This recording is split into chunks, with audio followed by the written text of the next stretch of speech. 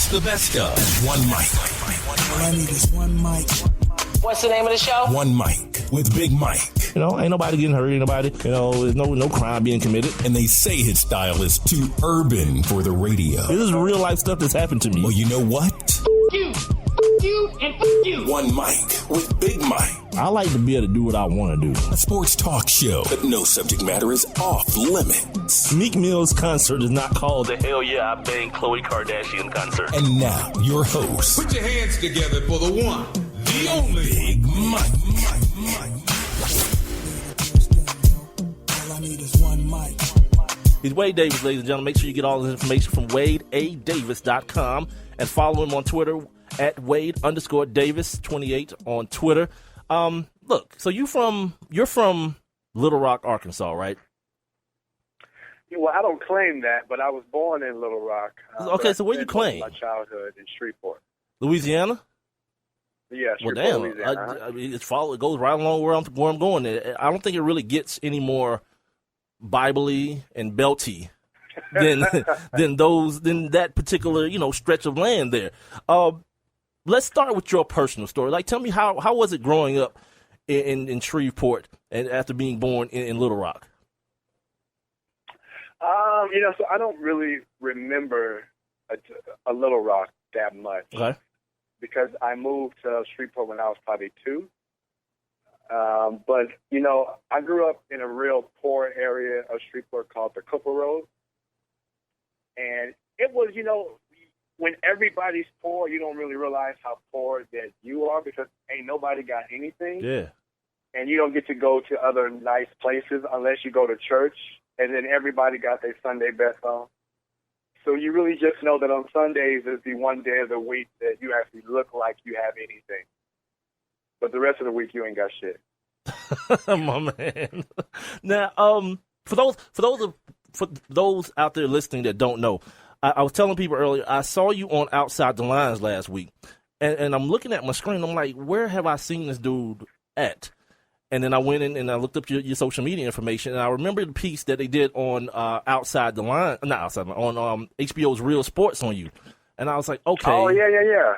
Yeah, and the one thing that I got from that, I remember so vividly is, to let everyone know, Wade played in the NFL as a closeted gay man. And the story that you told about the strip club was outstanding, my man.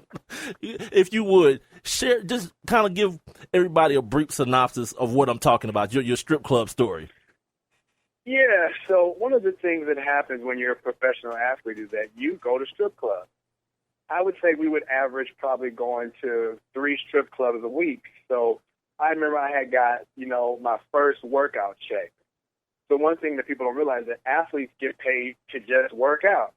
So we had got a check for about $1,400 for working out for a couple weeks. So, and at that time, that was one of my biggest checks ever beyond my signing bonus. So we're in the club, and I'm in that bad boy just making it rain, but not enjoying any aspect of it. So I'm in there throwing my money away, basically, and not even getting any enjoyment out of the experience. And I remember, going back to my hotel room, thinking to myself, that was a waste of time. And then calling my mom in the morning, and she's saying, you know what, from every check that you get here moving forward, you send it to me. Because clearly you're too big of a fool to take care of any of your money. It is. Mom had to step in. I want to ask you, the part of the reason I wanted to have you on the show, not just for the listeners, but for myself. Because there's a lot of things that people who are outside the LGBT community assume about gay people, about transgender people, and especially working in sports media, you hear a lot of crazy things that go through people's imagination. So as someone who was not out at the time, but in a professional locker room, clear up some of these just weird things that people, what about in the showers? And these crazy things that people say. What was it like for you? People not knowing what was going on inside you, but you just being in that environment. Yeah, so one of the things that people have to realize is that you're in a team full of your brothers, that I played with, in high school, it was 40 other guys. In college, it was 80. in the NFL is about 60, and you all develop deep bonds because you're hanging out every day for 8 to 9 hours, and you develop a brotherhood. So you don't look at any of your teammates as anything except brothers. Mm-hmm. So just like, you can send any heterosexual man into a locker room full of women, and they would initially think, oh, this is going to be exciting and really great and fun. But if I told you that these were your sisters, all of that sexual attraction, it goes away just because there is a real communal or familiar bonds. And what people don't realize is that the essence of team and sports is family. Yeah. Like you can watch a game on television now, and you'll see two teams trying to kill each other. And as soon as one player gets hurt, both teams will get down on a knee and say a prayer. Yeah. Because even if you're on an opposing team, there's a certain level of respect and civility and brotherhood that exists in this space, and that's what people don't really realize. They just have this assumption that gay men want to suck every penis that's out there, but that's not actually how it is. Just like heterosexual men don't want to have sex with every woman that they see, and it's a business. This is a professional setting. The one caveat is that people do get naked, but it is not that type of an environment where you just sexualize anyone and the gay men have these uncontrollable desires that we just can't control. And I think that when people start to understand that, wow, like my understanding of what it means to be gay is not the standard, is not the actual norm, you can realize that gay people can exist with other men who are naked and actually not feel sexually attracted to them. Right. And like, it's so weird, like hearing these type of things. I would always tell people, like, if the worst thing that happens to you is someone looks at you, like, where are we at? Like, how do we get there? He's our former NFL cornerback, Wade Davis, joining me right now. Check out his website, wadeadavis.com. And on Twitter, he's at Wade_Davis28. Let's talk Michael Sam real quick. Michael Sam is kind of, he's taken a bit of a, it's been kind of a roller coaster ride as far as just covering his story. From the time he came out to now, where the possibilities of him playing NFL football have become slimmer and slimmer. I want to ask you though, as a gay man, is he in any way, in your opinion, working against the cause, quote unquote, in any way, by some of the things that he's saying? I don't believe so. Okay, explain something to me then. Like, because last year, he came out and said something like, he talked about how a lot of the gay players in the NFL reached out to him. And then he kind of exclaimed it at the end with, I'm not going to say who they are because they don't have the same courage as I do. And then, he talked about not being a spokesman for homosexuality. Before he said that he didn't feel like there was any type of conspiracy involved in him getting drafted. But then last week he said on Dan Patrick's show that, yeah, I believe it. Like, where? Oh, and then this one. Please explain this to me. He's not gay enough? the levels in this thing, I'm guessing. Let's start with the last one first. Okay. Let's start with the last one first. He's not gay enough. So there is a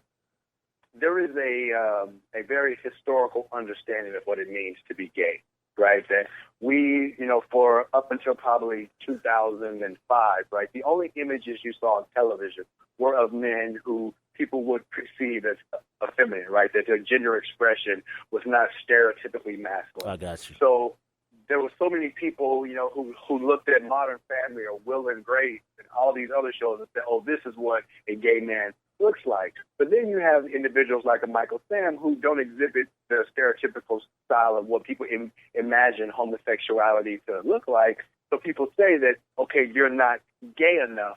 And people have to also understand that Michael Sam is a black man, and black men, people just assume that our masculinity is just very different from how it's read to be on a white man, right?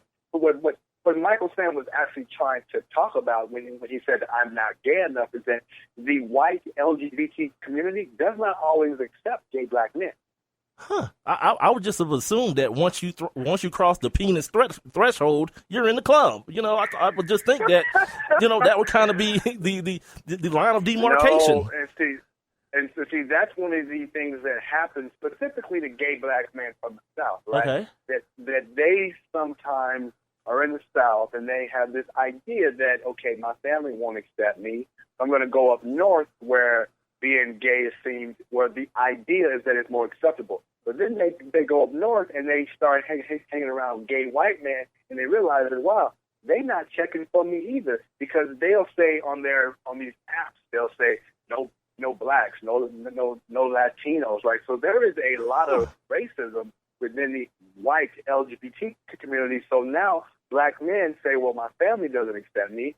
The white gay world doesn't accept me. Where do I go? And Michael Sam is in that kitchen right now. But what Michael Sam is finding is that black people aren't as homophobic as he may have imagined, that he's finding a lot of love inside of black gay spaces. And that's really what you find, is that the black community is a lot more progressive and accepting as people imagine them to be. That's wow. My eyes are being opened. I would not have expected, because of how deeply religious a lot of black people are. I wouldn't have expected to actually hear you say they're more accepting. Well, I guess it's a sign of the times, and it's a good sign. So think about like what's happened in Indiana during the Final Four last year. What's going on in North Carolina? What happened in Georgia? What happened in South Dakota? All of these new laws are coming from the books, right? Right. There aren't no black governors in these cities in these states who are signing these laws. Like, they're disenfranchised enough. We can't even vote. We're not the ones passing these anti-LGBT laws. Right. These are white people, right? But you don't hear no one say, well, it's the white religious front who's really homophobic. No, it's because that's not the image that people want to portray. But we don't have any power to pass any of these laws. Now, I want to ask you about those. Go ahead. I'm sorry. No, so I'm saying, so we have a responsibility, and I have a responsibility to actually tell the truth about what's happening. Again, the governor of every one of these states who's got the last say so to sign these laws into the books are all white. These GOP people who are coming up with these actual laws are all white. So yes, I'm not saying that there aren't black people who are homophobic, but there's not a larger number of black, gay, homophobic people than there are white. But the perception is that it's more of us. Yeah. I actually had a thought the other day, it may have been even today, that this is kind of and people like to try to distance the two things, the civil rights movement of the 60s with what gay and lesbian and transgender people are going through now. But there are so many similarities, I should say, especially now, where you're seeing a lot of people are considering these laws the backlash to gay marriage being legalized nationwide, the same way the slaves were free, and then Jim Crow laws were the get back, to put it mildly. But I want to ask you about the perception of, like, here in Georgia, Governor Nathan Deal, he vetoed the bill, and it seems from the outside looking in like it's a win, but I'm a person that always wants to look a little bit deeper and say, as you should. The reasoning behind it, not just because these are people that shouldn't be treated any differently than any other people, but because of the capital behind it, the capital that the state in the city of Atlanta was set to lose. So I'm asking you, as a gay man, how do you receive that perceived win? How is that perceived? I mean, okay, because you got the end result, but the reasoning, nobody's mentality has changed. They still feel the way they do. So I would say that it's a win for certain people, right? So the people who actually have power, right? The people who actually benefit from these sports going, like these sporting events. Because what really happened is that, the owner of the Falcons, who's a really wonderful man, Arthur Blank, he was pushing to have the Falcons have a Super Bowl, right? So one of the pieces of leverage that they actually used was to say, hey, if you pass this law, there won't be a Super Bowl here, no more Final Four, all these sporting events. And that's a really beautiful thing. But what about the people who are in these localities, the aldermen, whatever, who still are creating hell for these young kids who are homeless, who don't have access to quality HIV and AIDS education, who don't have quality housing. All of those things, those type of laws won't get passed also, right? So there might not be a law on the books that's discriminatory towards transgender people as far as in bathrooms, or, you know, LGBT people may not be able to be fired at will, but there's a lack of services also that aren't included that people can't advocate for, because, you know, all of the individuals in the Senate and in the Georgia House, they won't pass any pro-LGBT laws also. So like as you say, like the big picture, I mean, like at the surface there was a win. Yeah. When you start to really dig down and dig deep, there are a lot of people there who are still losers, who need the protections that don't exist. Now, let's stay with that real quick, and let's go to the version of one of these religious freedom acts or religious liberties acts that's now in North Carolina. I was talking to my wife the other day about this, and it's one of those things where I'm very, like, when things are clear, I'm a very black and white person. You know, like a gay person should be able to walk into any cake store and get a damn cake for his wedding or her wedding, right? Now, I want to ask you about the North Carolina version where it comes to restroom facilities. The first question I want to ask you, I want to get this clear. Are we just talking about bathrooms, or are we talking about gym facilities or spa facilities and things of that nature? So what the law talks about is restrooms, locker rooms, and bathrooms. Okay, that they want you to have to be what's called a cisgendered one. So someone whose assigned sex matches with their identity of how they actually see themselves has to match. Yeah. Okay, so but what people miss is what's also inside of that bill was they stripped away the right for people who are LGBT to be fired from their jobs as well. So on the surface, right, they package it and says, hey, we want to protect girls, right, from going into bathrooms with men. Like that was the header. But when you dig deep into the bill, they stripped away a bunch of different rights also for people who are LGBT. Right, and I think that's very important to note that it was a two-part situation where they're coming back and saying that, well, we're going to do this, as well as say there will be no protection for people of the LGBT community. But I want to ask you this, because the whole the bathroom part of the issue of the bill, it falls into a gray area with me, and I hate that. I like to be able to clearly see what side I'm on. Conversations. So my wife was saying, because she goes to this spa, this Asian spa here in the city of Atlanta, right outside of Atlanta, and they do like these aromatherapy things and these baths and all this kind of stuff, and they have it segregated. They have it where the men do their thing on this side and the women do their thing on this side. And she was asking me, she was like, okay, so are you saying that someone who is, I don't know the correct term, but hasn't had the entire situation done? You know, for example, someone who appears to be a woman. Transgender versus transsexual. Okay. See, I didn't know there was a difference. Okay, so someone walks into the women's dressing area where they dress at with the outer appearance of a woman, but still has a penis. Like, how does that? I guess the thing I'm asking you is, how do you appease everyone in a situation like that? So I think first let me step back and say I want to thank you for having the courage to ask this type of question. Dude, let me tell you something. I do believe that there are people who don't want to have this type of conversation. Dude, I tell people all the time, dude, that I need a gay friend because I have a lot of questions, but I don't want nobody to think I'm just being a jerk. You know what I mean? Because people are so oversensitive now. I got questions, man, and I want to know. Like, it goes far beyond the way people are treated, because I put people in two categories. Either you're a good person, or I wouldn't spit on you if you was on fire. That's where you lie to me. It don't matter if you're gay, if you're brown, you're black, whatever. You feel me? So I don't care. I feel you. But I got questions, and that's why I got you on right now. And I'm asking you the questions that I have. Yes, so I'm gonna answer this question. So let me give you the difference between being transgender and transsexual. Okay. Right? So a transsexual means that person has had sexual reassignment surgery. So if the doctor assigned them male at birth, they had their penis removed. Right.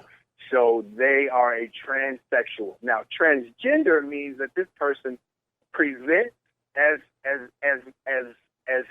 opposite of what they were born, and they actually feel as if what they were assigned at birth was actually wrong, which is, the medical term is gender dysphoria. Okay. Now, just to give you a little bit more information on this, kids who are transgender, research says that they understand that they're in the wrong body between the ages of 2 and 5. Yeah. So kids that young, they know, hey, something ain't right here. You keep giving me these Tonka trucks and I don't like that, Right. you know, or vice versa.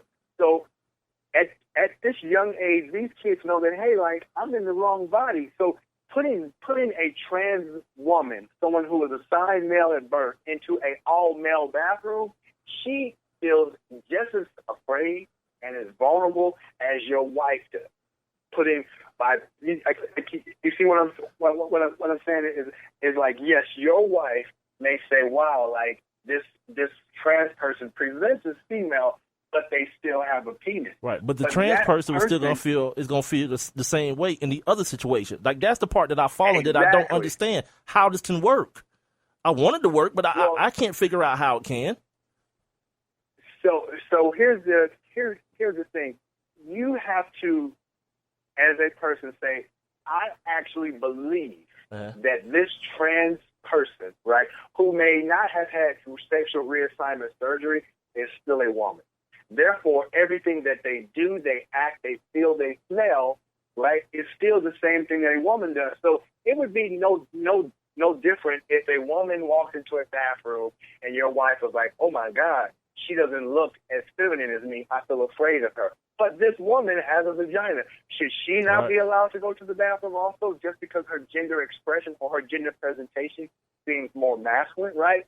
So is it just all about the penis, or is it the presentation of the woman? Because if it's just a penis, there are many women out there who probably will show up as much more effeminate than even your wife and still has a penis. Yeah, and see, and I don't want to paint it as like a thing of fear, but I think with most things, to take it back to the locker room conversation we had earlier, I tell people all the time, and I want to ask you about the responsibility of someone in the LGBT community as far as understanding that when things are new, it takes time.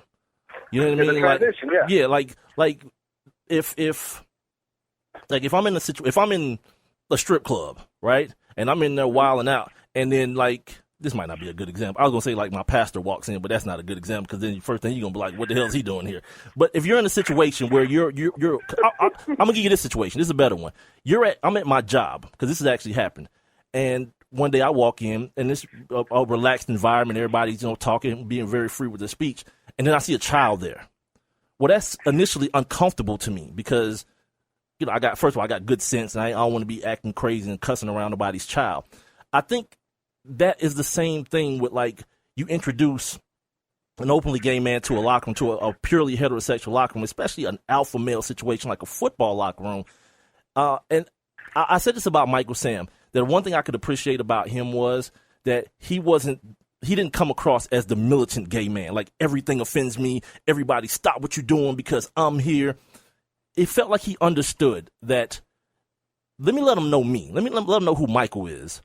And then the gay part will kind of disappear, and I'll just be one of the guys. I want to get your response to that frame of thought. Yeah, so the one thing that most athletes and most gay men understand is that we've been in the locker room before. Like when Michael Sam started playing with the Rams, that wasn't his first time in a locker room. Yeah. So he has been through this experience many a time. Michael Sam was also out for almost a year for his team with his college team. How right? amazing is that? That dude told a bunch of 19 to 20-year-olds he was gay, and they kept a secret for a year, dude. How crazy is that? And most of these guys were football players, which we think that they are too damn dumb, and most of them were also black. So what does it say about who we thought that these people are? So what does it say about us, that we actually don't believe that black men who are athletes can actually be loving and kind towards a gay man? Yeah. Right? When that football team debunked the whole thing, right? But we don't look at it through that lens. Like what Michael Sam's teammates showed is that black men who play sports can be accepting if we do it in a way that treats them as human beings and not just makes assumptions about who these individuals are. But to your other question is that And I know that you said it's not fear, but there is probably a fear that your wife has that if she's in a locker room with someone who does have a quote-unquote penis, that this person is either A, attracted to her, or two, there to do her harm. So what she's got to do is start to, and you probably yourself, how do you start to educate yourself about what it means to be transgender, what it means to be transsexual? How do you start to create bonds with people who are LGBT so that you start to debunk these myths yourself? Because you probably met a trans woman and didn't even know it, and thought she was the finest thing going. And your wife also, and what people have to realize also is that trans individuals are killed at a rate that I believe that that it's like 1 in 9 trans women are killed. Yes, right? And that's the stuff I'm on, man. It's like when that stuff starts happening, I'm good, man. That stuff is ridiculous to me. Yeah, they're much more afraid of you than you are of them, because they're the ones who are likely to be discriminated against, murdered, and killed because of that same fear, right? So we have to say, okay, like everyone has fears, but what's really happening? Have you ever heard of a story where there was a woman who was assaulted by another trans woman? Yeah. No, we never even heard of it. Like, you could research to hear till you blow in the face, you won't find one story. But what happens is someone creates a story and says, those gay people, they pedophiles. You got to watch out for them, right? That's it's what just this like country's become, the whole man. thing about voting, right? Like folks saying, these voting rights, we got to make sure everybody has an ID. There are no cases of voter fraud. None but what at all. They did was they wanted to prevent black folks from voting, so they come up with these reasons. Before I let you go, man, I got a couple minutes with you.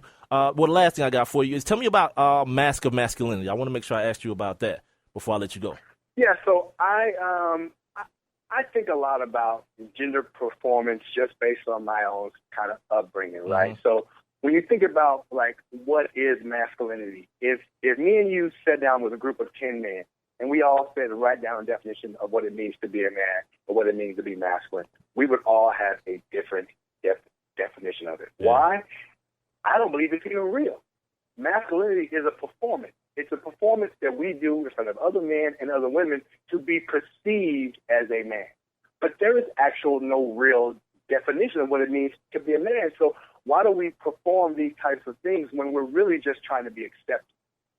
Just because when you were in high school, if you were in the inner circle, there was some safety there. But if you did something that caused you to be outside of that circle, you were at risk to being harmed. So what I talk about, the mask of masculinity, is it's a performance that we as men do towards other men and towards women to be high up on this hierarchy of what it means to be a man, because there's respect there, there's safety there, there's power there. So what I try to get us to think about is, like, when can we just show up as ourselves? Yeah. Like, when are other men when is your uncle or your father or somebody who you respect gonna teach you how to love yourself? And not just tell you should love yourself, but actually give you some real tools and says, hey, here's a practice for you to wake up and do every day, son. Like, people always say, you got to love yourself. You got to love yourself. Motherfucker, how? How? Right. You know what I mean? So, like, let's give young kids how, and let's give them the courage to show up in the world as themselves, so that all of us can see that there is a really beautiful way to show up as yourself, and that's much more powerful than me trying to be like Big Mike. Well, I wouldn't advise that for anyone anyway, so there's that. Wade, man, I appreciate you doing this, man. We're going to have to do it again real soon. I got better today, man. I definitely appreciate you for joining me, my man.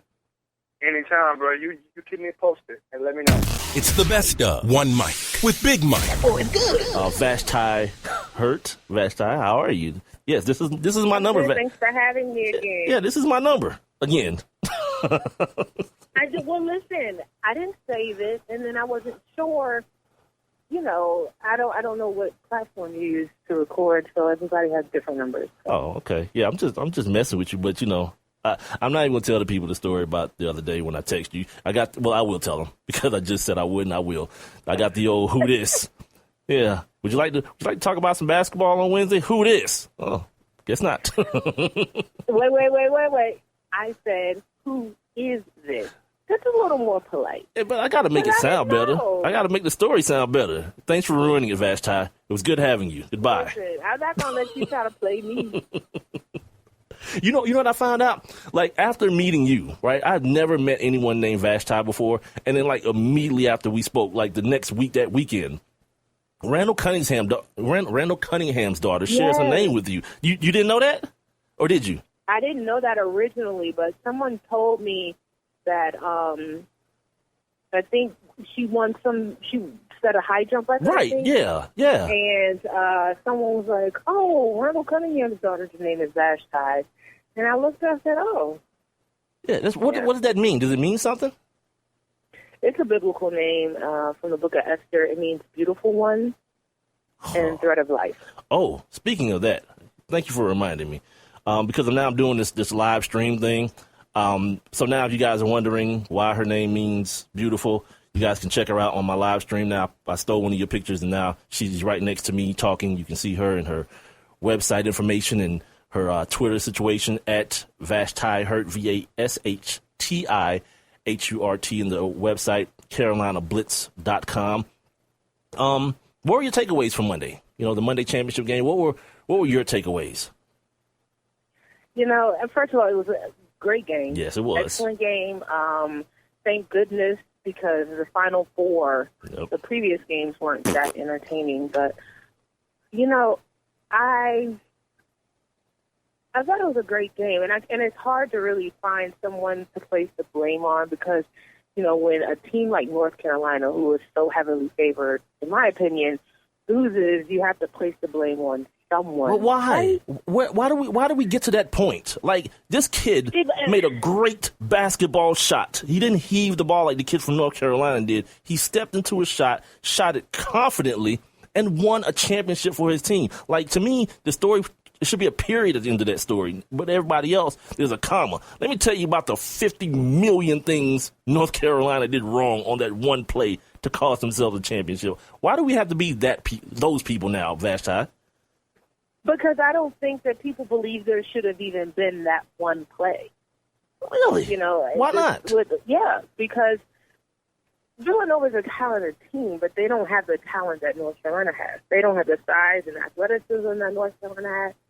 They didn't play the schedule that North Carolina played. Mm-hmm. So on paper, North Carolina should have really beaten Villanova by 10 points.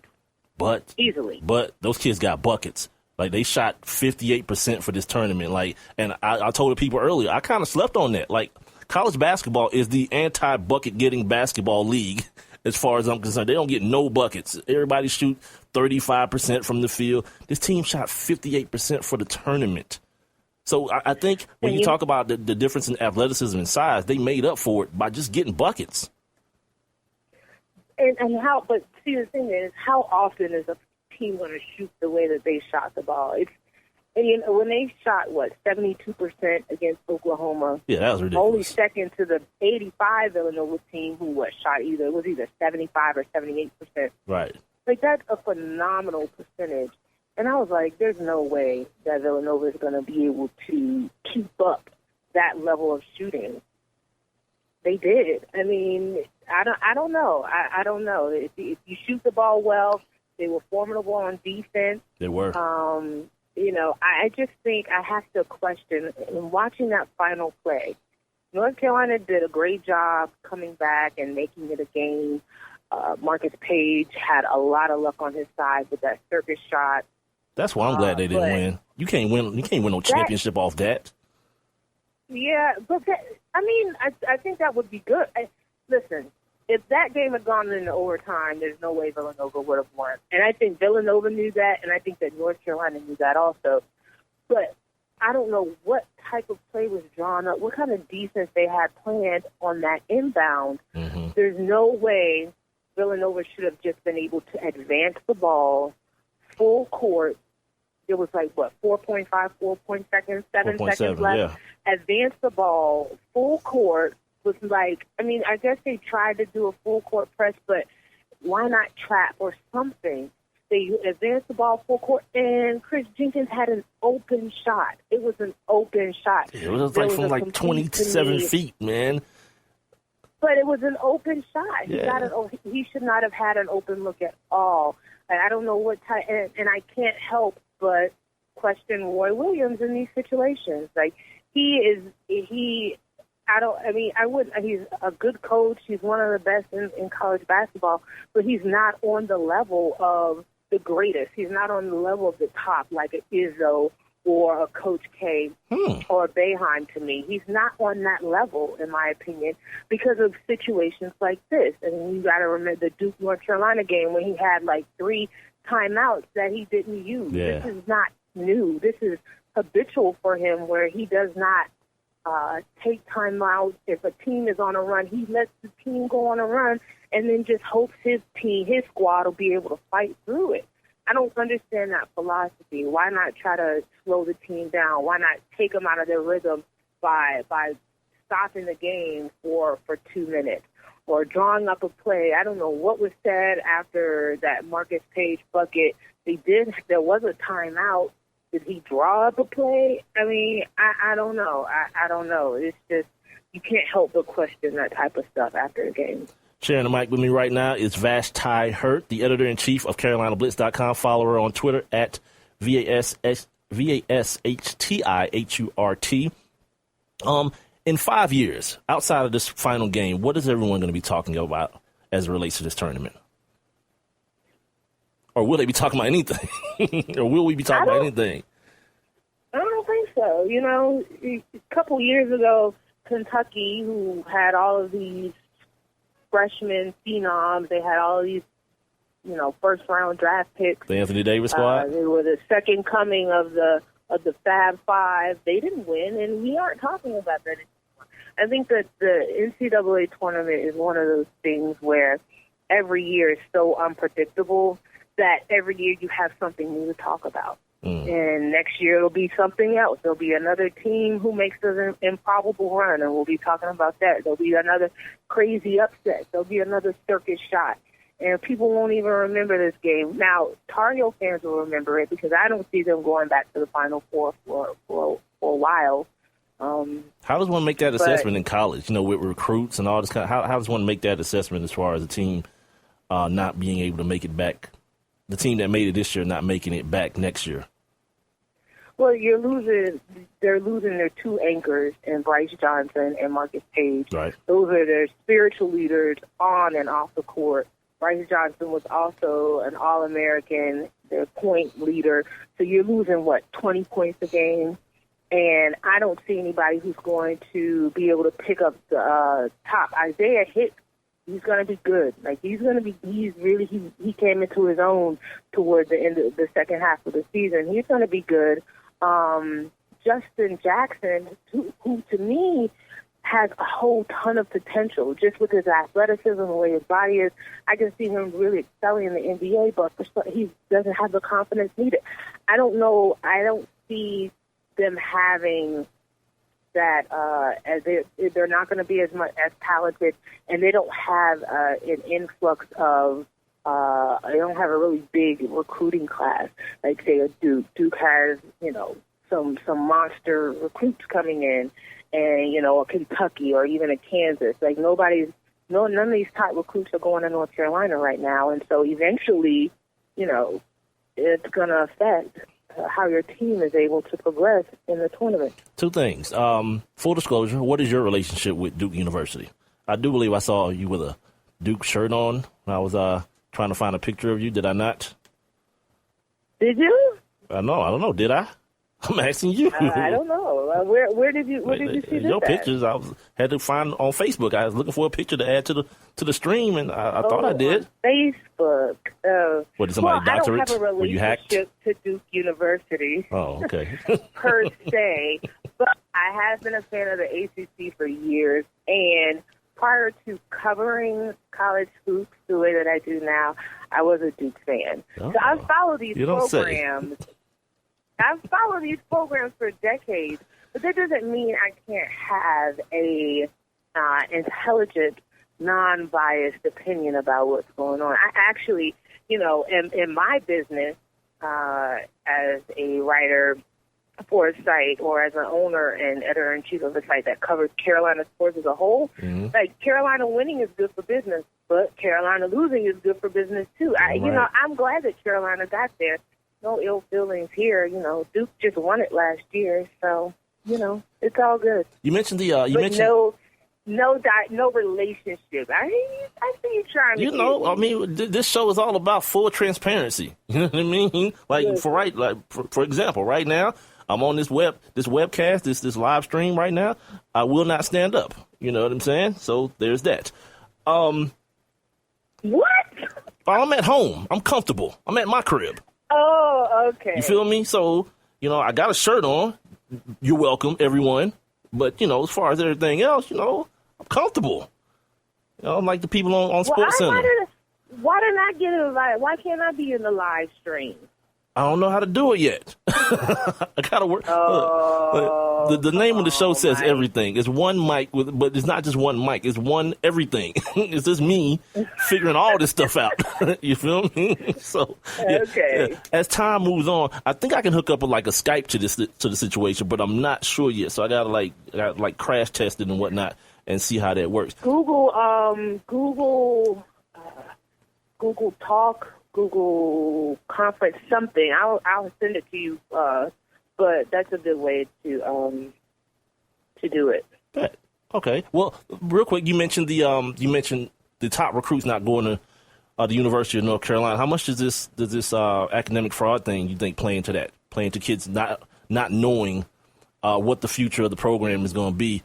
How much does that play into them by possibly not committing to the University of North Carolina? I think it plays a big role. If I'm a guy and I have one shot at going to the NCAA tournament or Final Four, I know I'm a one and done. I know I'm a one and done player because I could go to the NBA today, and I want a shot at a national championship on the college level, or even experiencing, the NCAA tournament run. I'm not going to North Carolina because I don't know what's going to happen with them. What do you think about that, the way they handle that? Like something happens over the previous decade or so, and now some kid that was, in, I don't know, third grade at the time it happened, or it start happening, now has to pay the penance for it. What do you feel about that? It's life. I mean, you can't, unfortunately, kids, even if they didn't have anything to do with what happened, and they, all the guys who were able to participate in those paper classes are gone, and you're here, it doesn't matter. Ultimately, the students, the athletes are being punished, but it's the program, and you have to send a message to the program that this stuff is not right. I don't think that North Carolina is by themselves and those practices. I think that goes on at every university around the country when it comes to their athletes, because they generate so much money for the institutions that they play for. It's just that North Carolina got caught. Yeah. And I know that they wish that the NCAA would either say, okay, we're not going to punish you, or we're going to punish you, so that they can move on, because, this cloud has been over their head for the past few years. And so far, it has been hurting their recruiting, and there's this just still, there's a level of uneasiness regarding even Roy Williams when I've seen him in press conferences. He's been feisty, hasn't he? He's been feisty, hasn't he, with the media? He has been feisty. Cursing, I remember he cursed at a press conference I was at in Raleigh during the NCAA tournament. And usually he'll play around with cursing, He doesn't ever come out and say the actual word, but He said it. And, I think everything, the pressure of winning, you have this team, and I think he knows it too. Like, I think this year was his best year, his best chance at winning a tournament championship for the next few years, honestly. And he knew it, and he wanted to do it with this squad. And he knows that those sanctions or whatever that they're going to do, they're looming. So, yeah, it hurts recruiting. And I just wish, just for the sake of the students who really are the victims in this whole thing. Everybody else is getting paid. They're the ones not getting paid. See, I'm glad you mentioned that. For the sake of them, I just hope that they would just get it over with and decide what they're going to do. Why did very few people, I didn't hear anybody, but I'm assuming very few people even bring up the issue of money. Period. As far as maybe paying the players, as far as the fact that Roy Williams made like damn near $1 million for making it to that champ. He would have made a cool $1 million for making it to the championship, but of course they didn't. Or for winning the championship, but of course they didn't win. And part of that, just ironically, part of that that $1 million was for, what is it called, APR, the graduation. The kids are on track for graduation. Yeah, he got money for that, but he's the same dude that'll sit there. All these coaches sit there and say when something goes wrong, I didn't know what was going on. Then why are you being compensated for it then? You know, and I don't feel like that issue is not just in their case, but the issue of these coaches and the absorbent amounts of money they make just in the tournament alone, and the kids are looked upon as just, you know, there for entertainment, basically. I mean, it's a system of indentured servitude. I mean, that's the best way I can. That's how I call it, which is, you know, one step above enslavement. And you know, you have these guys, and they're playing because, and in turn, they're getting a quote unquote free education. But anybody who's played any sport on a collegiate level knows that athletics are first and academics are second. I mean, right. the demanding schedule that you have, practices, study halls, meetings, and you schmooze with you know, guys like North Carolina. They always have all of these appearances at different events. They're schmoozing with boosters. So, you know, it's about the money. Yeah. And I believe that these student athletes should get paid.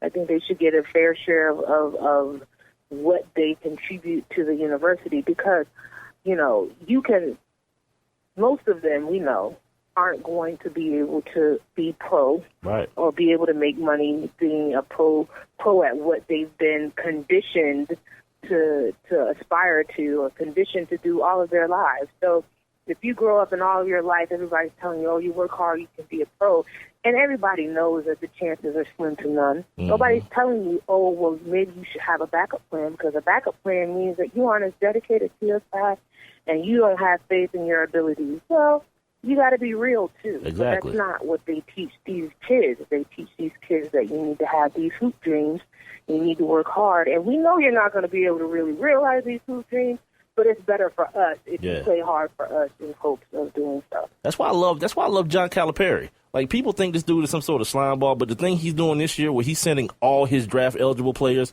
and he's making them what am I trying to say? Submit their applications to the NBA, so that within these new rules, they can go to the combine and get fair assessments. And then when they find out from real NBA people that, nope, you're not going to make it at this league, yeah, you bring your ass back to school. You know what I mean? And it takes him out of the loop from people saying that, oh, Calipari is just feeding these guys a dream, like you just mentioned. No, they get to go realize exactly what the realism is of what they're trying to attain. And now you make the decision. They're telling you that we're not going to draft you, or they're not even inviting you to the combine, so you know you're not going to get drafted. Yeah, come on back to Kentucky. And I don't understand why every kid. But you know what? John Calipari is not the only person doing that. Who else is doing it? I hadn't heard anybody telling all their kids to go.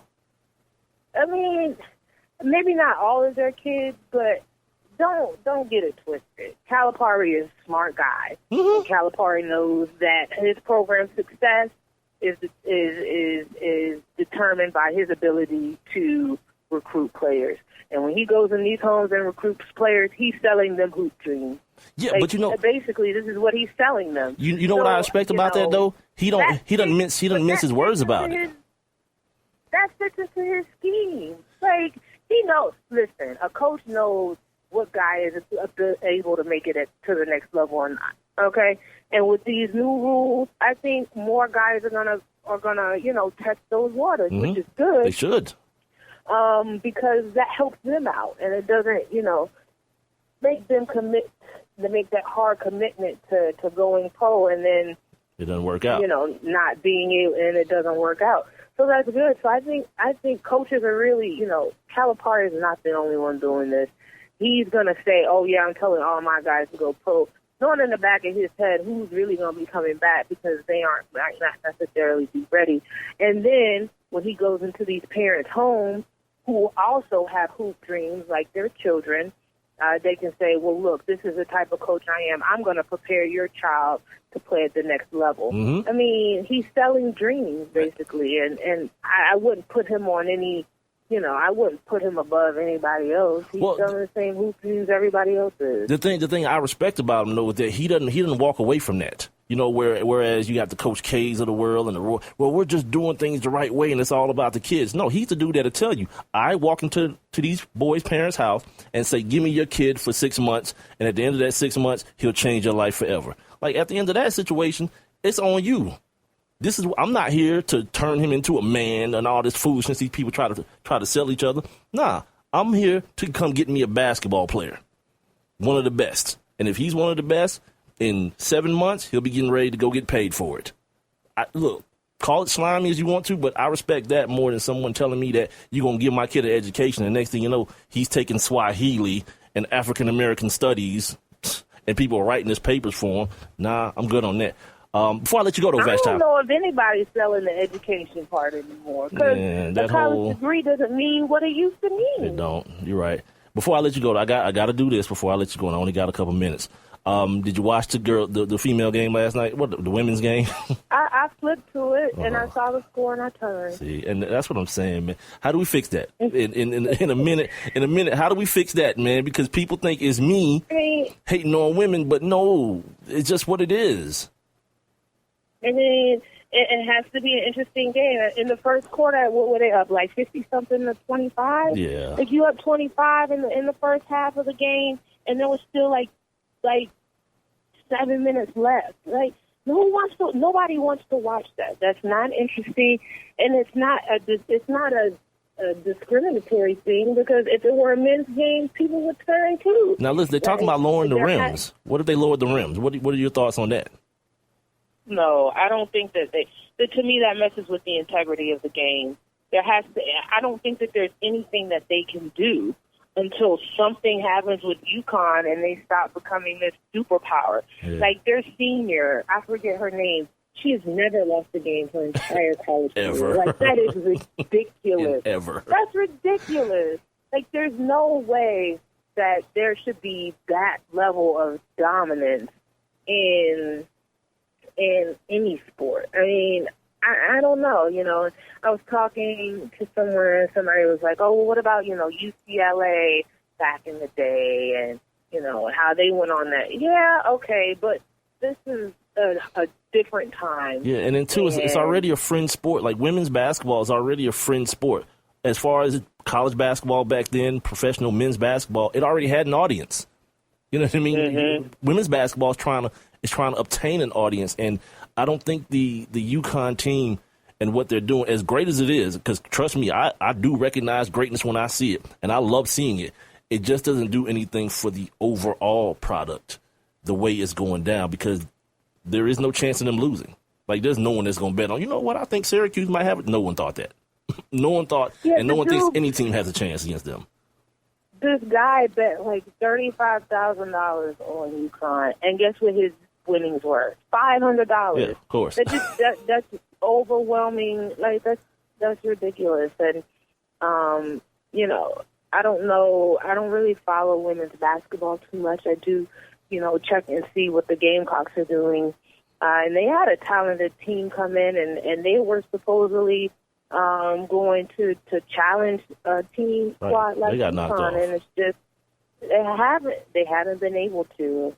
Maybe when some of these, maybe I don't know. It's like every year they have some talented squad that comes in, and until that happens, they're going to get the top recruits. Yep. And that's what happened. And they have a good coach also. Yep. All right, Vashti, appreciate your time. As always, I'm going to run.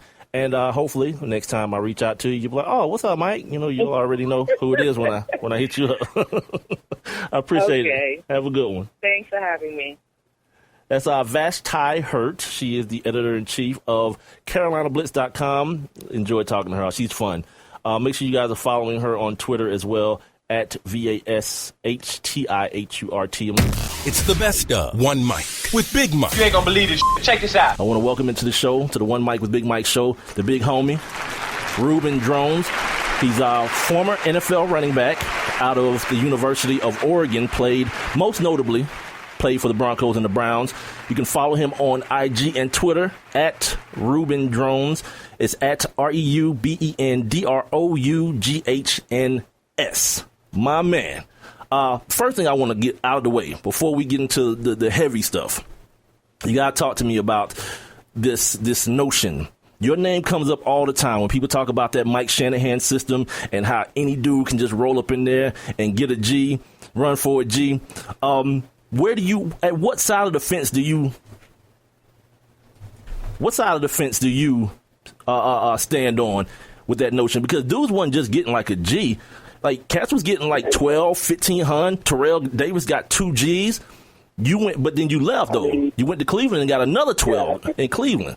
That's the thing about it, though, man. It's everybody says that. It's somewhat true. I mean, he has a really good system for running backs that's built for running game.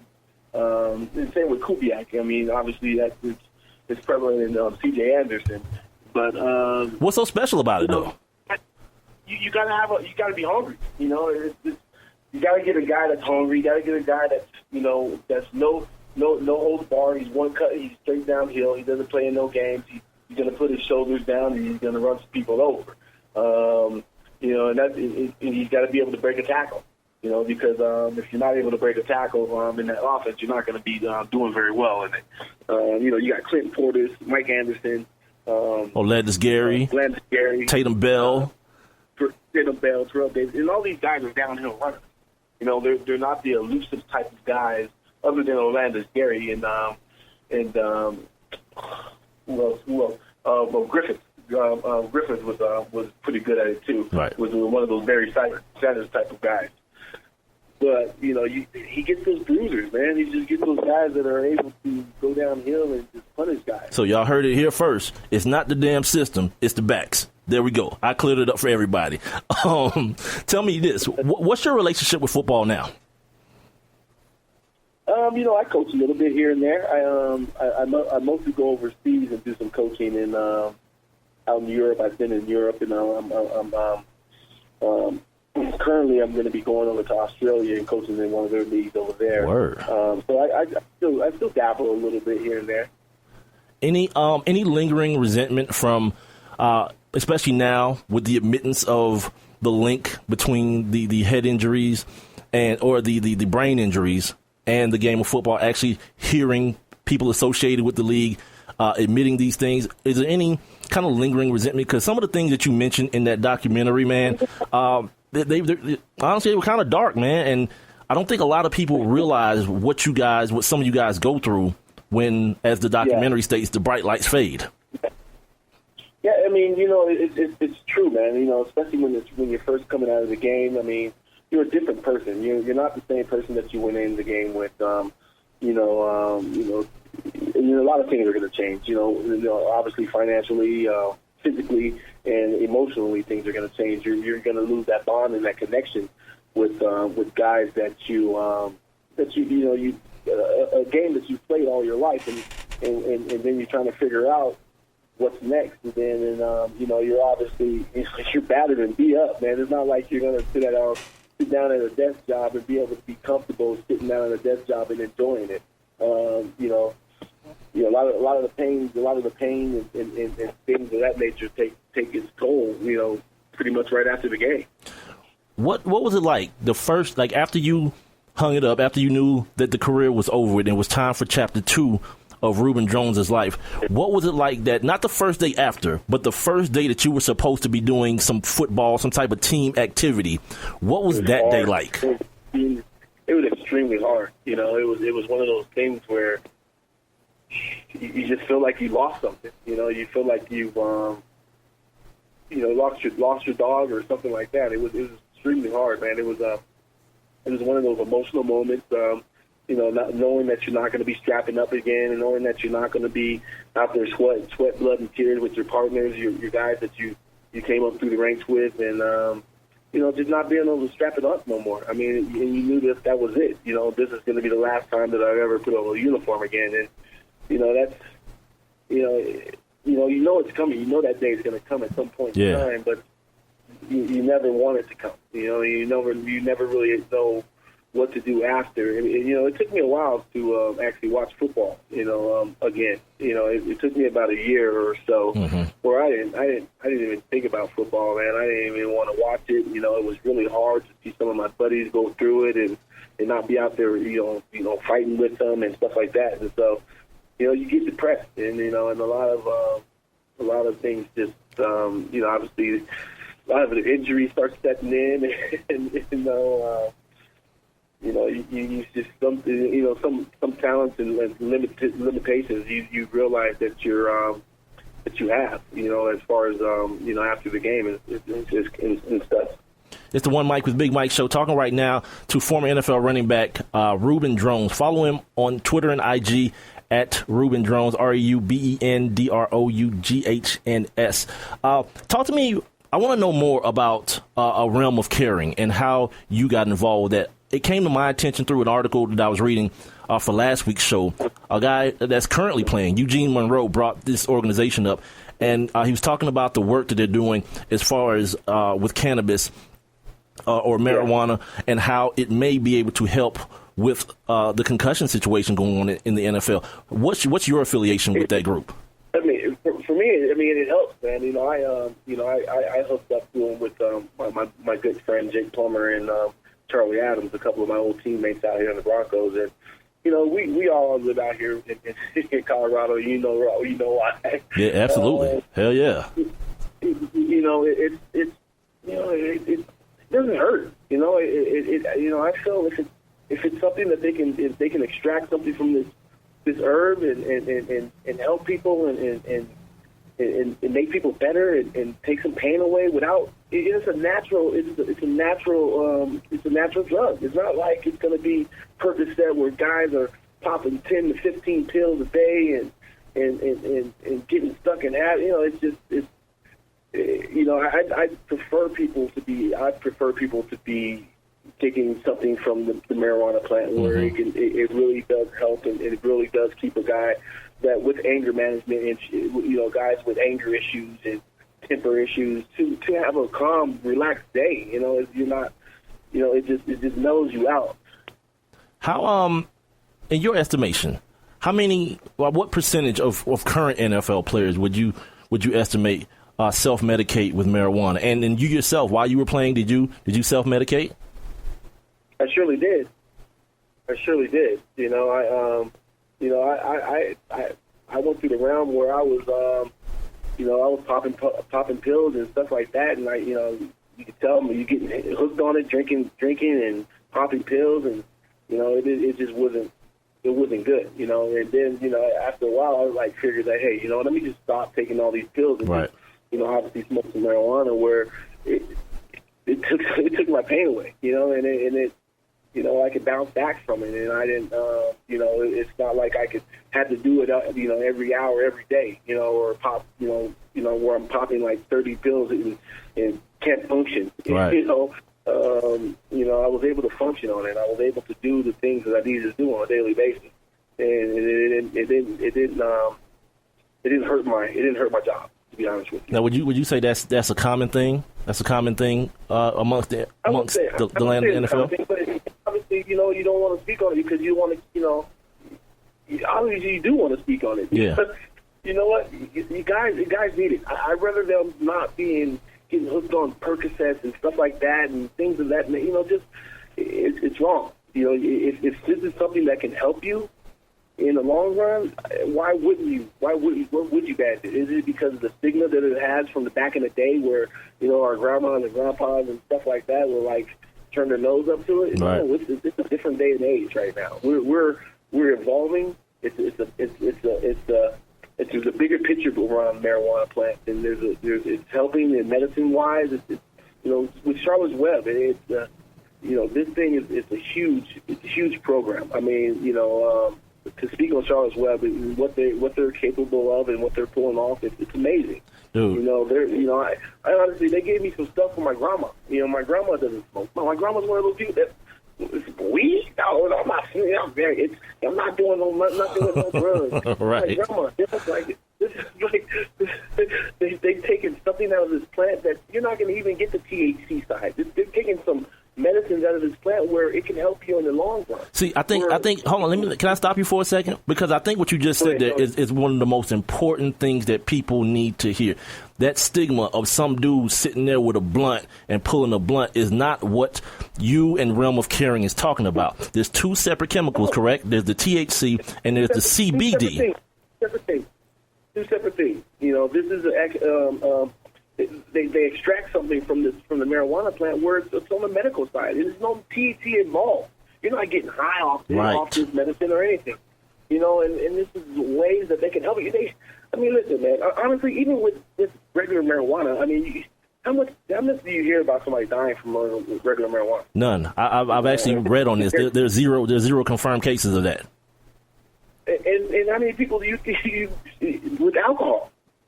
Well, prescription drug overdoses are one of the highest killers of people in America. Figure that. Yeah.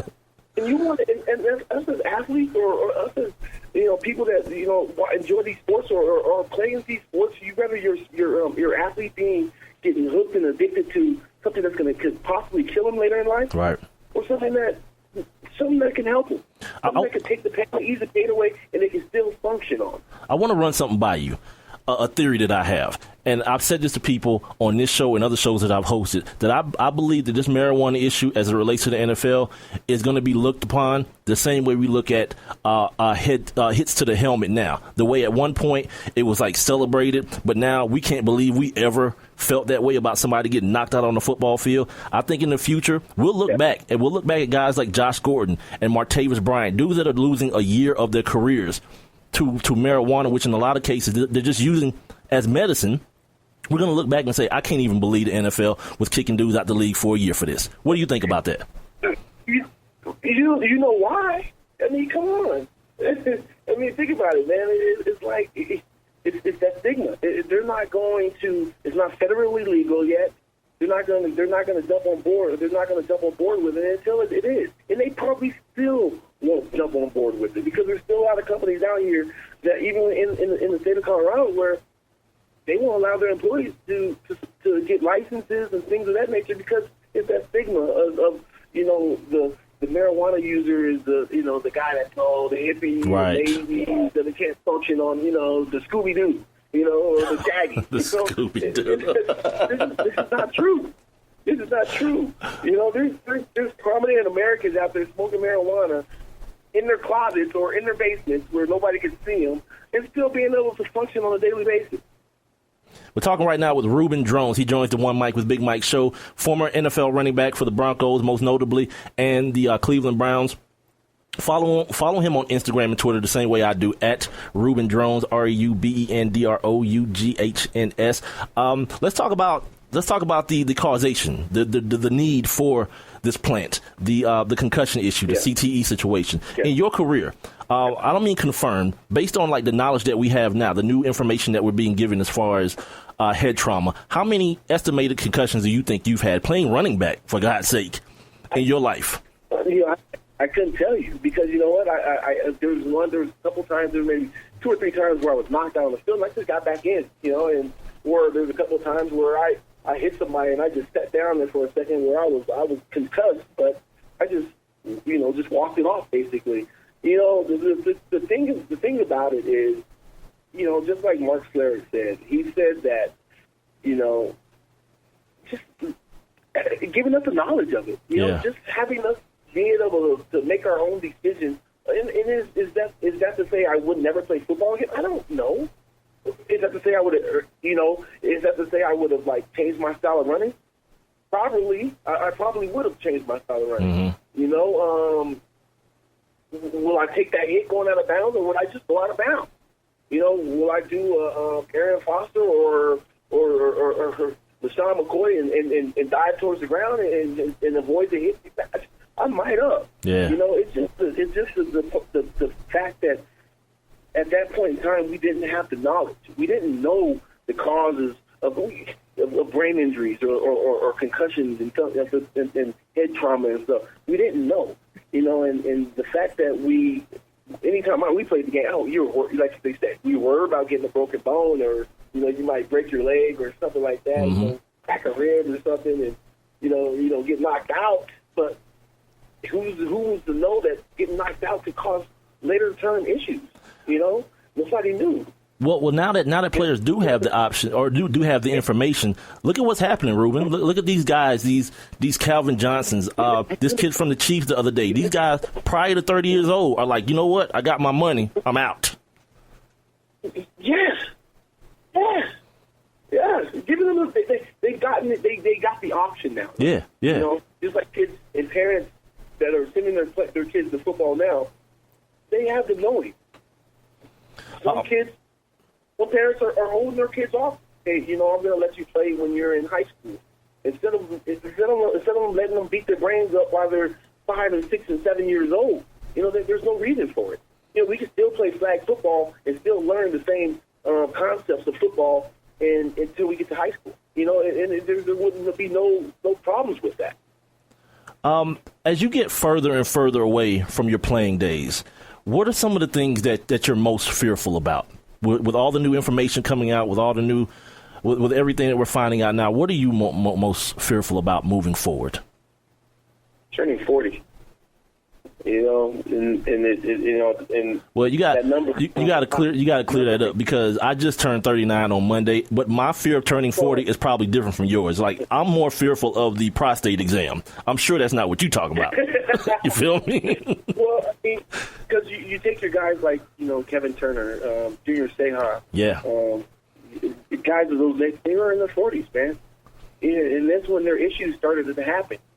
Kevin Turner turned 41. That's when he started having this problem. These are the issues that are occurring, and the biggest issue, is guess what? We're alone. And it's sad to say that we are alone in this matter, because the NFL, the motor behind our job, where we took our pride in our brand and wore it tough and proud. They don't back us no more. We don't have medical anymore. 5 years after you're done playing ball, and most guys are done, like you said, at age 30, maybe before that, or the age of 35. After that, you're pretty much just too old, And then by the time 5 years later, you don't have no medical, nobody covering you, and then your injuries start to amount up. Yeah. And guess what those injuries are? The injuries are sometimes dementia, Alzheimer's, spine and neck problems, knee problems, things that are related to the game, where the surgeries and the medical costs for these things are astronomical. Yeah. It's just sad. It's just sad that they don't take care of their guys like that. You know what? Obviously, they don't. Go ahead. No, I'm sorry, my brother. Go ahead. I'm sorry. No, it's just really sad, the fact that they have the capability, they have the knowledge, and they have the know to do it. Listen, most guys that apply for disability, there's probably about 1% out of all retirees that get retirement every year. Mm-hmm. That get disability every year. Wow. These guys that can't walk and they won't give them disability have been denied disability. And even if you were like diagnosed with a brain disease or any type of brain disease or any type of brain problem, functional problem, or dementia or Alzheimer's, who's to say that you're going to get the disability? They deny it. They deny it. Wow. And it's funny because I was reading about that the other day, and I mentioned it on my show about how the stipulations for getting involved in the concussion settlement, how they basically put people in between a rock and a hard place. Like if you pass away, because of course that's the only way they can find the CTE in your brain, then you can get a part of the money. If you're alive, you have to get as bad as like as having like Lou Gehrig's disease before you can get the money. And there's no part in the middle, like you're just talking about. There's no part in the middle where the dementia sits in or the other type of things sit in where you can take advantage of that settlement money. And I don't think the average fan is aware of those things, man. I think I've said it many times on this show that people don't care. The league is scared because guess what? Everybody that is retired players have some type of those symptoms. Have those symptoms. Some type of form, some way, whether it's anger issues, whether it's forgetfulness, whether it's, mild dementia. I mean, every single player has some type of problem with it. Look at Frank Gifford. This guy was a national phenom. I mean, he was acting. He was hosting. He was doing a lot of things. He was well known, and we don't know what happens behind the curtains. We don't know what type of person he was behind. He could have been crazy. Yep, he could have been angry. His wife and everybody says that everyone saw his outward persona, his out in the public persona, but they saw the changes at home. That's why they donated his brain. Yeah, exactly, and we don't know, and if you keep denying and not backing the facts, then how are you going to protect your brand? How are you protecting your players? How are you protecting your legend? The guys that created this game, for God's sake. Yeah. I wanted to big up you on something, man. Something that never gets done, but you did it in the documentary. In the When the Bright Lights Fade documentary, you mentioned you didn't mention by name, but you mentioned the Javon Belcher situation. And I bring that up as many times as I possibly can because I think it's a farce. That Ray Rice situation, as terrible as that is, Reuben, and was, right? And everybody wanted to start running, with domestic violence PSAs and these things. This boy killed his baby's mom, then drove down to the facility and blew his brains out in front of his boss, and you ain't getting not one PSA. If that ain't domestic violence, my man, I don't know what it is. Yeah. I wanted to definitely big up you on that, and then ask you the question. Since your playing career is over, you mentioned a bunch of things just now. Effects of playing football. How did your football career, if it did, affect your life with your loved ones? Like after it was over with, you weren't going to the facility anymore, and you still have these injuries, whether they be neurological or physically in your body. How did it affect your relationship with your loved ones? I'm a different person, man. I'm not the same loving, going person I was prior to playing football or joining football. I'm different. I'm very forgetful. I'm not able to, there's times where, I'm not able to, at times, it's probably scared to communicate with your little girls and my children and stuff like that because you don't want to, flip on them or anything like that. And, it's just, sometimes it's hard, man. It's very difficult to, where your family doesn't really understand what's going on. Yeah. They don't know. And it's even harder when you don't know, and if you didn't think about 10 years ago, we didn't know. And think about guys that played then, what they were going through, how their families, where they were divorced and stuff like that because of their anger issues and not knowing what's going on with them and not able to go to a doctor, and the doctor specifically says, hey, you have this problem, you have potentially have CTE, or you're going to have some anger issues and things of that nature. You don't know, and I'm glad we're getting to that point where we're starting to be in the know. Yeah. Last thing I got for you, I want you to kind of, if you can, just take me into the world of an NFL running back prior to this current CBA, because a lot of things changed in this CBA. Rules were changed, practice times, the amount of contact in practices changed. As a running back in that NFL, the pre-current collective bargaining agreement NFL. Yeah. What was that like? Put me and my listeners into that place for you. Man, let me tell you this, man. I mean, there's one specific play. Listen, I played fullback I was 205 pounds playing fullback for Denver Broncos for 2 years. And, speaking about 205 pounds, 205 pounds playing fullback in the National Football League. Yes, sir. I had to go up against the likes of Al Wilson, every day in practice. Mm-hmm. And, there was one training camp, particular training camp that I remember where, before the practices, you go up to the linebackers and be like, hey, man, we're just going to, just make it look good, okay? Just stir it up a little bit. Right. Make it look good and stuff like that. And if anybody knows Al Wilson, man, this guy is probably one of the best linebackers who's ever played the game. And, under us, where a lot of people probably don't know him, but Al Wilson he was that type of linebacker. I used to call him the oldest looking young dude ever. Yeah, he was. But this dude, man, there was one play, Fox 2 run, and Coach Shanahan was like, we went up in, Al went in there, nice little tap, we made it look good. Shanahan, not good enough. Whoa. Not good enough. Not good enough. I mean, we must have ran that play 6 or 7 times in a row. Jesus. Where I'm 205 pounds, and I'm got Al Wilson right there, and I got to hit this dude every single time. Every single time. And just think about that impact on your body, man, just throughout training camp and in the toll that it takes on your body and later in your career. Yeah. Where it could probably, now these guys' careers are going to probably be extended, anywhere from 2 to 3 years, longer down the line. Absolutely. Where a lot of us, we, prior to the CBA, we took a lot of punishment, and through training camps, 2-a-days, man, I was watching actually a documentary. I forgot who was on. They used to go 4 weeks of training camp. 2-a-days too, right?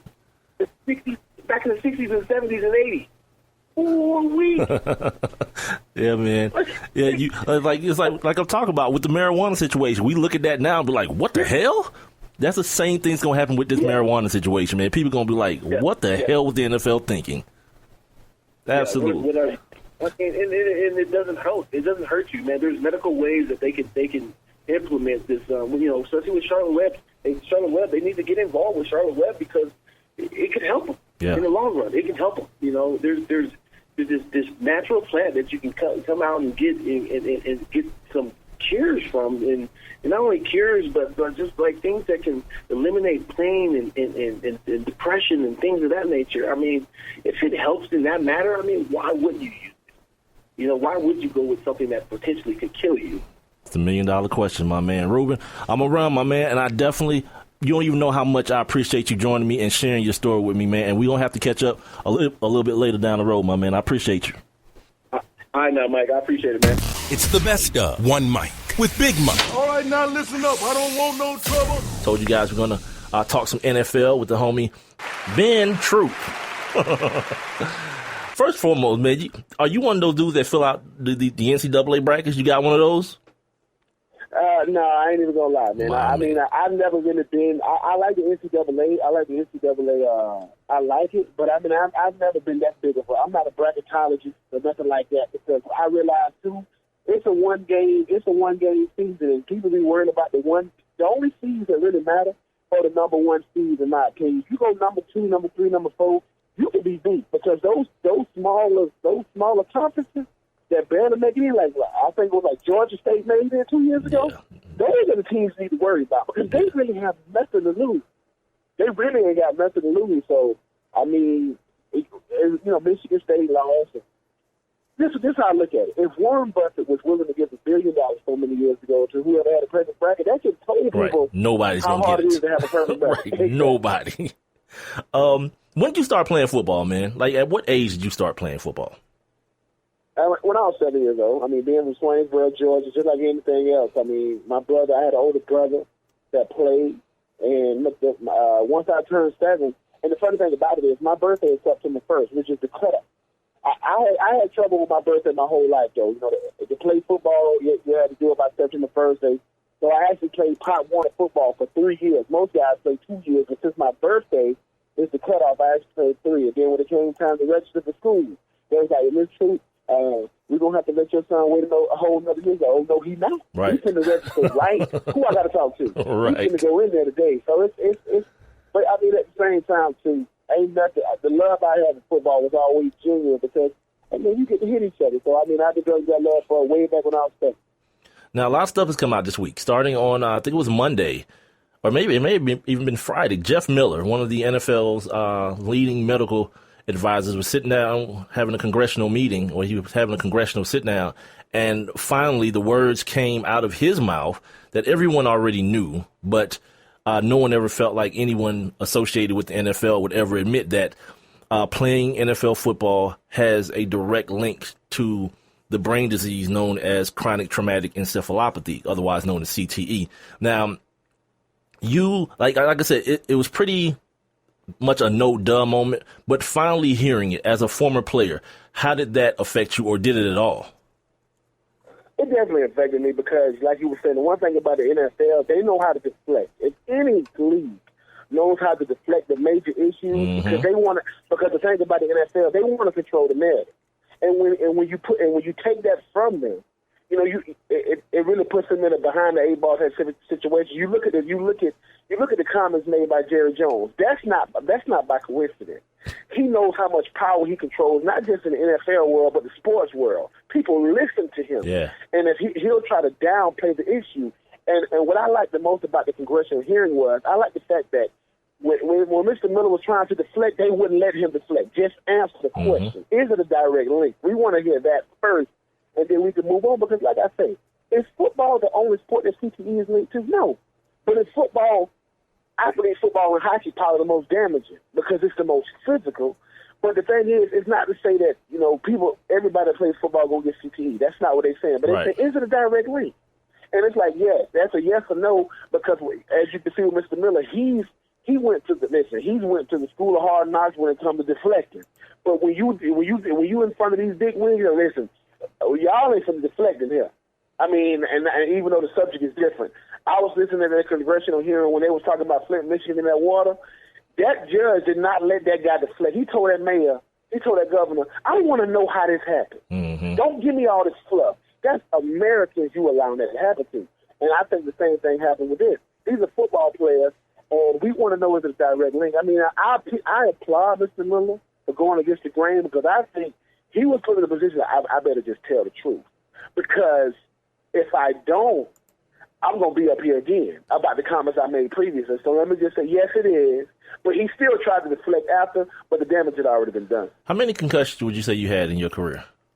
Either documented or undocumented.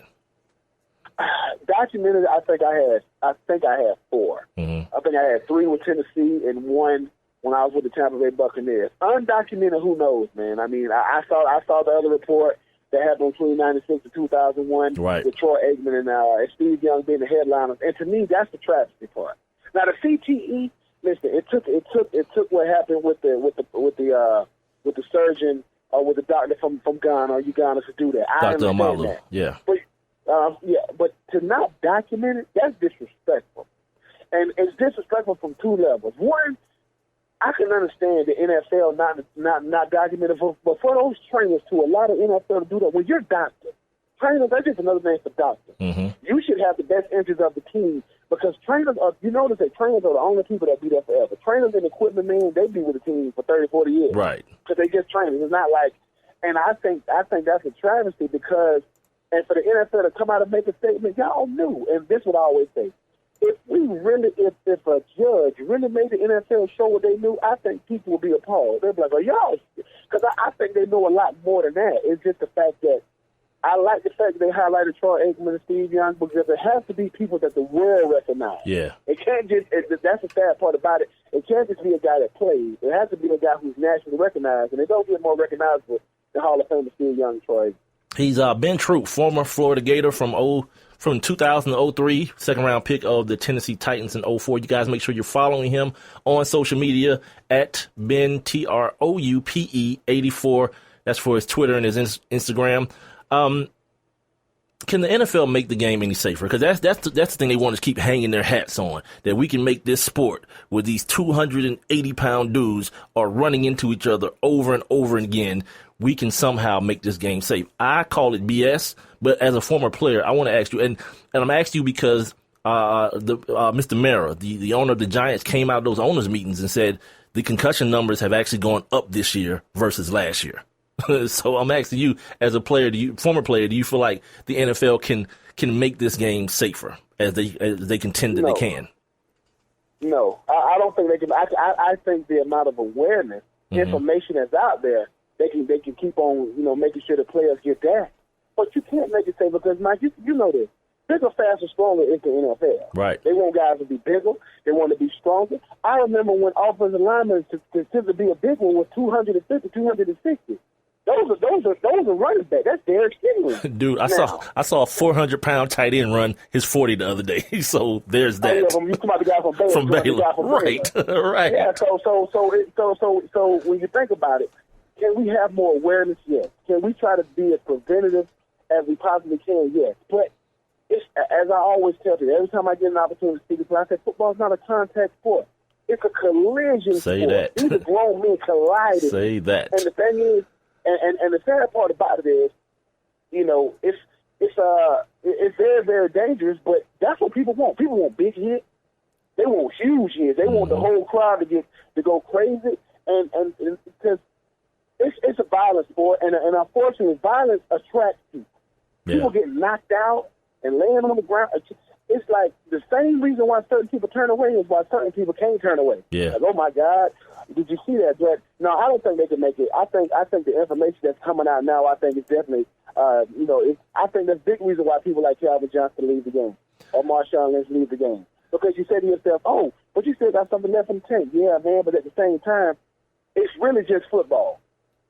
Right, and Like, and it's the really, money's you getting know. so absorbent. Like, guys don't have to take that risk anymore. Like Calvin Johnson, they say he's walking away with like $70 million earned. That's the money that he's earned. So yeah, if I'm 29 and I'm playing for this bum team and we ain't going nowhere, but my body keep getting broken down, yeah, I'm gonna go home with my $70 million. I'm gonna walk away and spend my $70 million as a healthy man, as opposed to spending it as a vegetable one day. You feel me?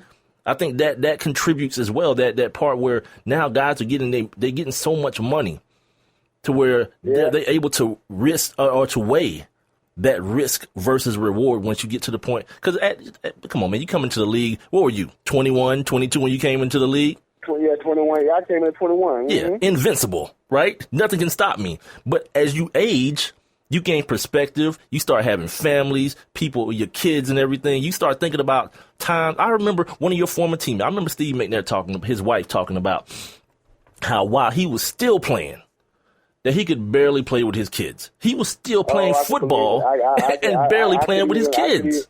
I could believe it. I saw the E60 on Earl Campbell. Right. And it's hard to watch. Can't even walk like now. Heroes. It's like, and it's a funny thing.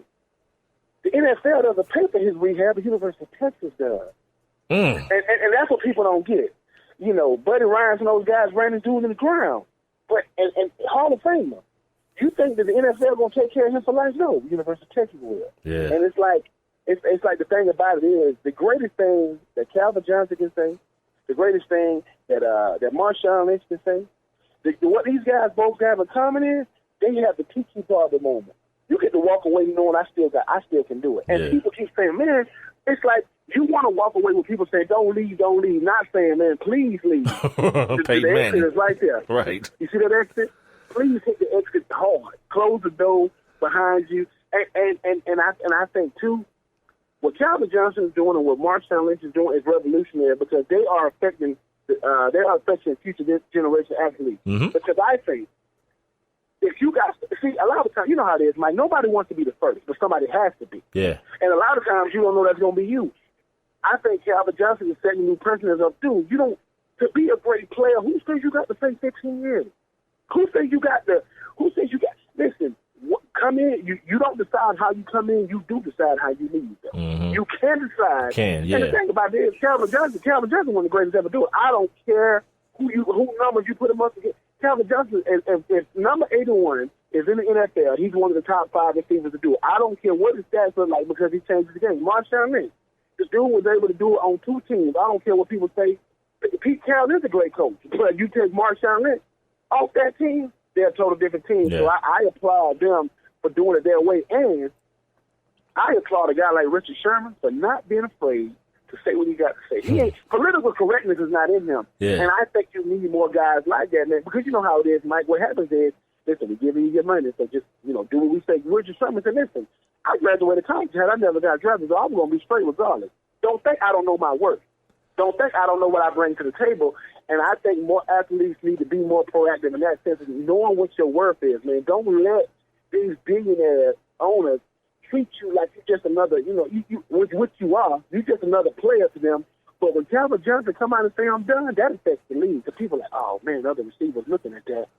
Let me ask you about something that you just mentioned right quick. That. Let me ask you about you saying players need to recognize their voices. Now, a current player in Eugene Monroe, just the other day, one of the things that he's advocating right now, because I felt for a long time that the NFL is way on the wrong side, and as technology begins to and science begins to catch up more and more and more, I feel that way even more so about the marijuana issue, that they're on the wrong side of that. And now science is starting to come out, or science is starting to be developed, and researchers are starting to publish articles saying that there are chemicals, cannabinoids, that are in our body that attach to the CDB and the THC within marijuana that could help with concussions. And Eugene Monroe came out this week and said that the NFL, if they're serious about this concussion issue, not just say, okay, everybody can smoke weed, no, but take these studies seriously and put some money into them, because it could be the thing that you're demonizing,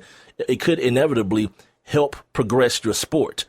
I want to know how you feel about, and if you know of any players while you were playing that self-medicated with marijuana while you were playing, and how you feel about the issue today as a former player. I definitely know a lot of guys self-medicated. I know a lot of coaches probably self-medicated too, because you got to think, coaches ain't getting drug tested. Right. Last time I checked. Well, actually, you remember what's the dude's name? Wade Wilson. You remember? He actually got suspended as a coach for PEDs maybe like 5-6 years ago with the Cowboys.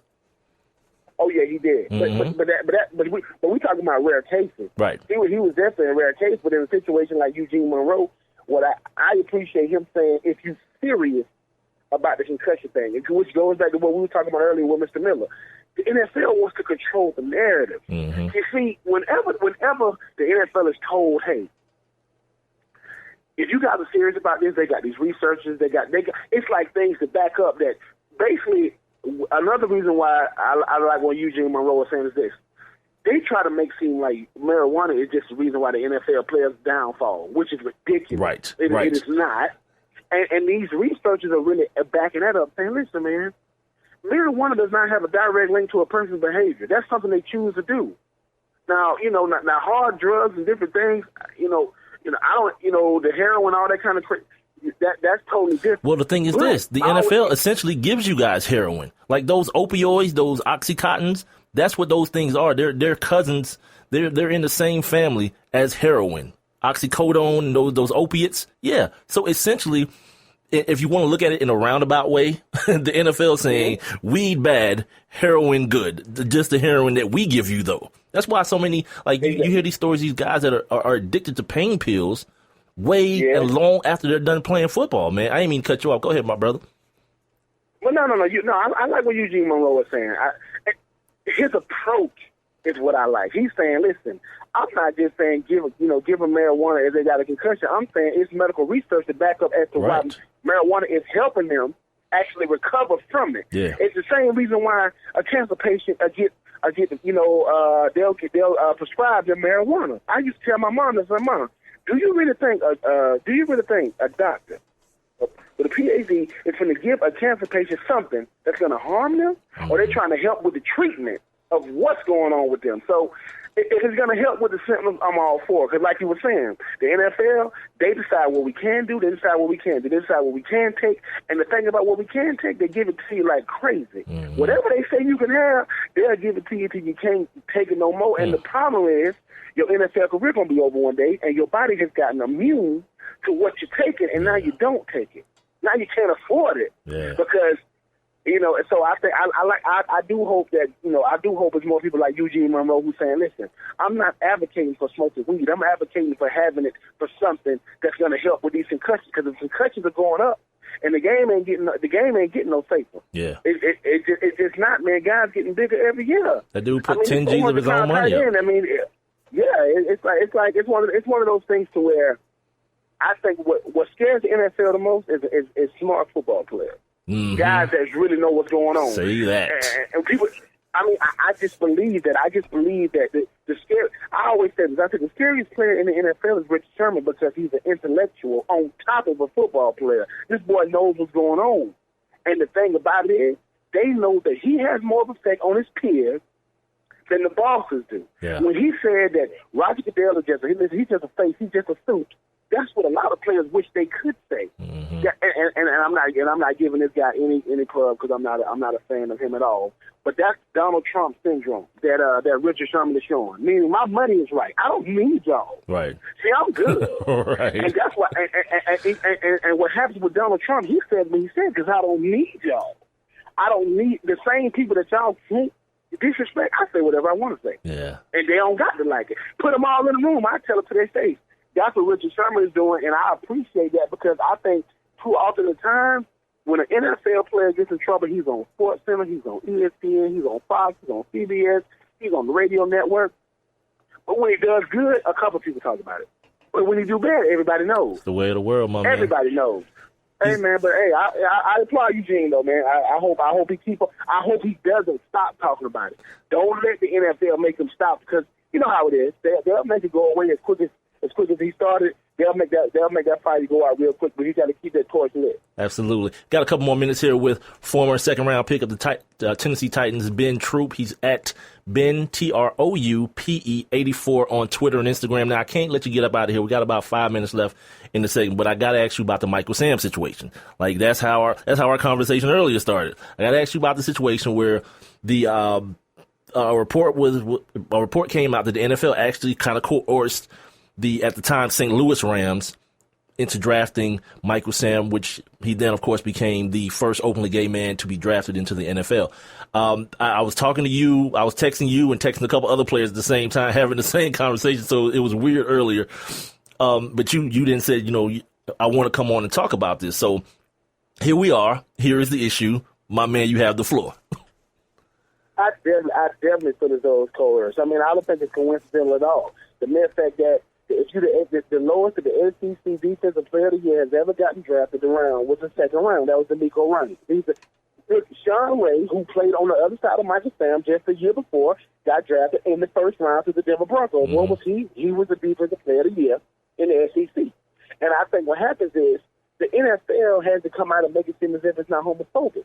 Yet, and I got to say this, Marquand Mansell, who was the coach for the Atlanta Falcons, who asked the player this year, do you like females? Do you like females? You like Apple. Or however he said it. He asked me if you like guys. So it's like, do you like guys? And it's like, and Roger Goodell, what did he do? He said, I spoke to him on the phone. He's going to do sensitivity training.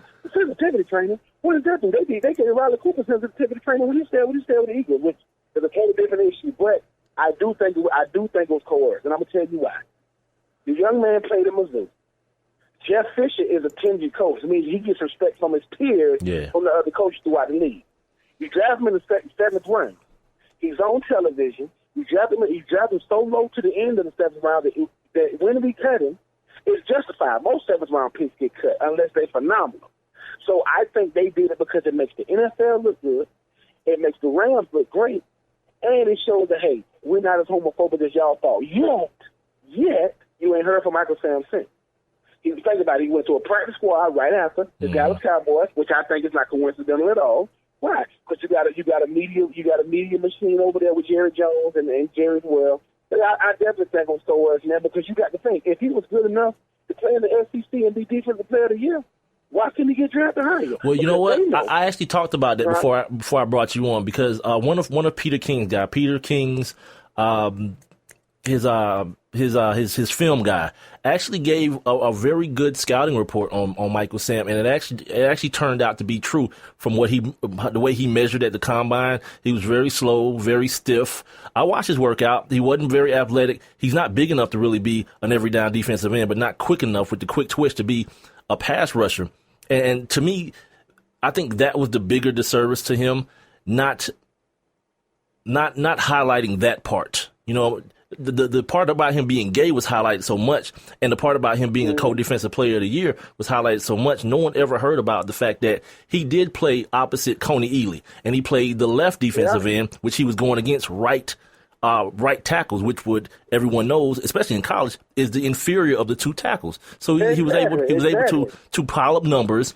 And after those numbers, you boil the numbers down. Yeah, he looks like a better player than he is, but in fact, he's really not. He is a gay football player, but just not a very good football player. Exactly.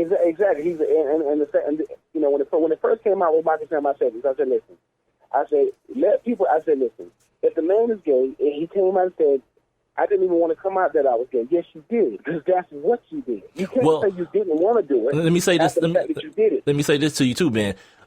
The problem with that assumption is I believe he didn't. But what happened was he went to the Senior Bowl, and after he told his teammates at the beginning of the year at Missouri, no one knew anything. Like, we didn't know anything. The media, nobody knew anything. But what happened is people start doing their jobs. Reporters start doing their jobs. So he's at the Senior Bowl, and people are starting to whisper and talk and like, yeah, this kid Sam, this kid out of Mizzou, like, what do you know about him? I'm hearing this about him. I'm hearing this about him. So what he decided to do is get ahead of the story, not let someone else, dictate his story. And he went on ahead and said, okay, this is what it is. There's been rumblings, rumors. The rumors are true. Mm-hmm. This is who I am. So from that aspect, I can understand why he did what he did, because I don't think anybody wants anyone else to tell their story. I don't. I definitely can agree with you when saying you don't want nobody else to tell your story, but you got to also understand that when it comes to a situation like that, Michael Sam said something that people be forgetting. He said that I spoke to numerous players in the NFL that told me they too are gay. Yeah, you got to think. That was terrible. One, when they told him that, they said, one, do not mention my name. Right. And two, I still applaud you, because you got to think. A person in the NFL understands the big picture, my dude. When you are quote unquote the only thing going like that, you have to be able to maintain that. You holding the flag for it. And mind you, the greatest thing about the NFL is when you off the field, that is the only privacy you get.